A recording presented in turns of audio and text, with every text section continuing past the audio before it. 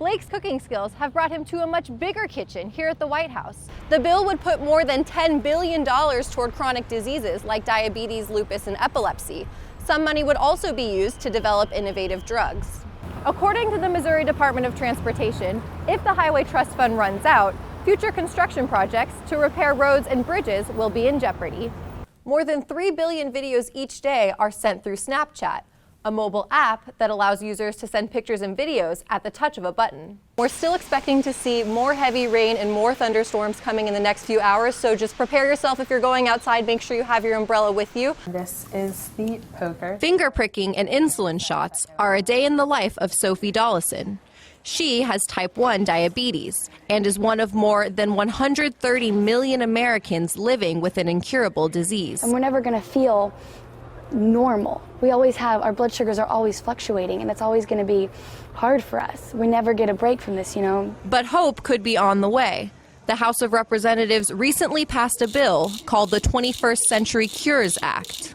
Not only are we giving patients the type of care that they desperately need right now, life-saving treatments, but we also put a lot of people to work and engage the minds of a lot of young people who are entering our scientific community.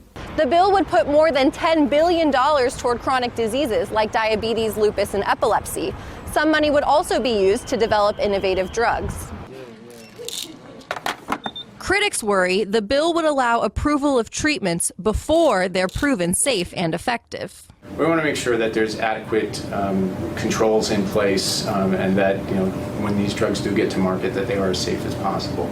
But Congressman Womack says patients like Sophie need answers as soon as possible. That answer is in one of these labs somewhere. It's either at the NIH here close to Washington, or it's one of hundreds of scientific labs throughout the country. The congressman hopes the bill passes the Senate and gets signed into law. But until then, people like Sophie wait and hope for a more normal life. In Washington, Andi Mucasey, Color 10 News, Ozarks First. For Blake Care, lunch is usually a little more interesting than a peanut butter and jelly or a grilled cheese sandwich. He dares to be different. I've always made weird sandwiches, but they'd always have some kind of weird ingredient or weird sauce on them. Blake spends a lot of time in the kitchen, cooking up recipes with ingredients that most 12-year-olds have never even heard of.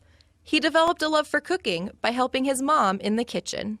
He likes to be in there when I'm cooking, and he likes to create different things, and he's always willing to try anything I make, and he likes to be healthy about it. Blake's cooking skills have brought him to a much bigger kitchen here at the White House. He's one of 55 aspiring young chefs invited to share a selection of healthy creations with First Lady Michelle Obama. And welcome to the White House. Kids from all over the country submitted healthy recipes to the First Lady's Healthy Lunch Challenge. Out of almost 1,000 entries, Blake was chosen to represent Missouri at the Kids' State Dinner. His very first time in the nation's capital, even his first time on an airplane. A lot of firsts for a 12-year-old. It was a little overwhelming because we had to plan out everything, what we